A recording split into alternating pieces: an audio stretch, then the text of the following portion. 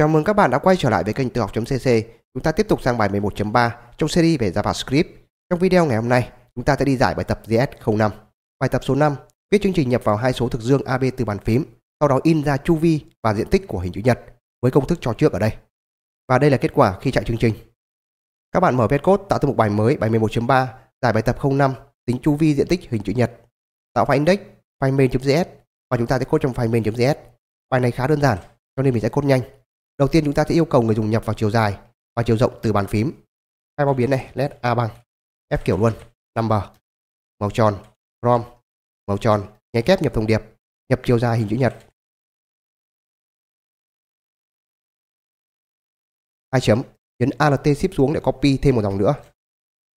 Sửa thành biến B. Tiếp theo sửa thành chiều rộng. Nhấn Ctrl S lưu lại. Như vậy là xong bước nhập liệu. Tiếp theo chúng ta tính chu vi và diện tích.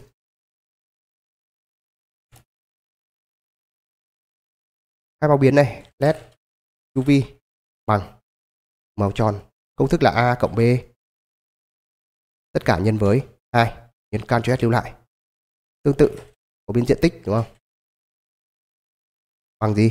A nhân với B như vậy. Lưu lại. Xuất kết quả. Console các bạn gõ chữ COE nhé, gõ tắt này, COE, tab cái, chấm L, tab cái, màu tròn, nháy kép, chu vi bằng.